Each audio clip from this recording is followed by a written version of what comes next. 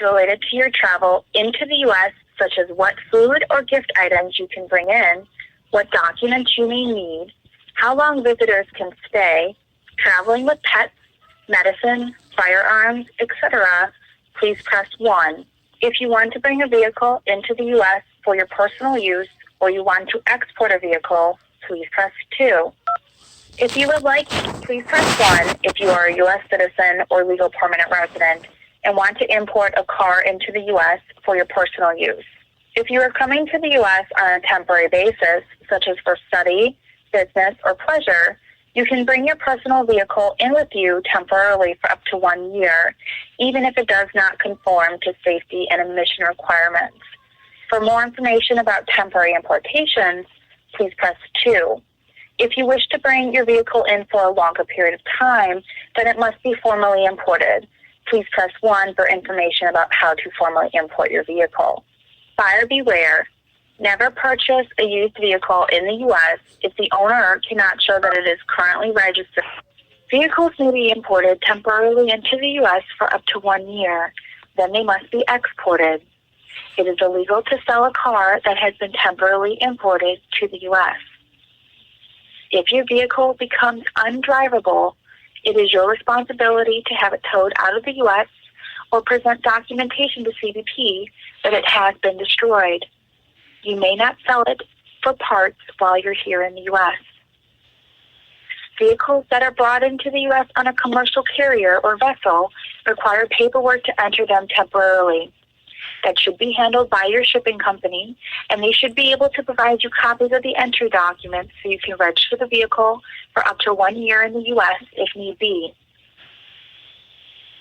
Vehicles that are driven into the U.S. from Canada or Mexico for your use during a visit don't require any special paperwork. However, if the car is going to be in the U.S. for more than a year, it must be formally imported, even if you intend to re-export it again at some time in the future. If you will be living in a location that requires your vehicle to be registered, let the officer know at the border that you need paperwork prepared for a temporary importation. Please go to cbp.gov, click on the Questions tab, and type in Vehicle in the Ask a Question field.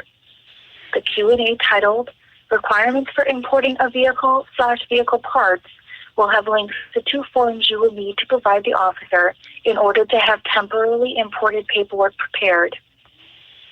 On DOT Form HS-7, select number 5 to describe your purpose for bringing the car into the U.S. On EPA Form 3520, select Code O. Keep in mind that it is illegal to sell or donate a foreign registered vehicle or title unless that vehicle has been formally imported. To hear this menu repeated, please press 9. To return to the main menu, please press 1 if you are a U.S. citizen or legal permanent resident and want to import. As a general rule, if you are a U.S. citizen or legal permanent resident, you can only import a motorized vehicle for on-road use if it conforms to U.S. safety and emissions requirements. If the vehicle you want to import does not conform, you must arrange for the vehicle to be retrofitted to conform before it can be imported into the U.S. There are exceptions to this requirement if the vehicle is being imported for demonstration, racing, or other non-road uses. Most cars imported from Canada do conform to U.S. requirements. Usually there is a sticker on the engine block stating that it conforms to U.S. or North American emission requirements, and a sticker in the rim of the driver's side door stating that it conforms to safety requirements. If the car you want to import does not have these things, you will need to obtain a letter from the vehicle's manufacturer stating that it does conform. The letter should reference the VIN number for the vehicle. You will also need a copy of the title, and if you recently bought the vehicle, a bill of sale. Finally, there are 2 forms you will need to fill out and present for customs clearance. Please click on the Questions tab at cbp.gov, and in the search field, type in the words Conforming Vehicle to access the Q&A with links to those forms. You can also find additional information about duty rates and other issues related to importing a car. If you ship a vehicle from overseas, it is most likely a broker will handle the paperwork for you. But if it will be driven across the border by you or someone bringing it to you, you will work directly with CBP to file the entry. When you arrive at the inspection booth, mention you want to file an entry on your vehicle, and you will be told where to go to handle the importation. Please have all the above-mentioned paperwork ready to give to the officer.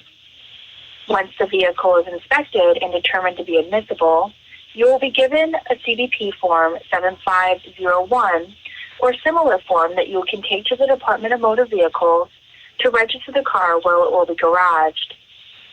If you cannot bring the car in yourself, you can write a letter authorizing someone else on a one-time basis to import the car on your behalf.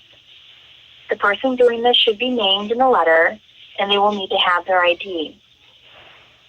People may not bring cars into the U.S. for the express purpose of selling them. That would be requiring a formal entry because it is a commercial transaction. Ay, ay, ¿dónde está?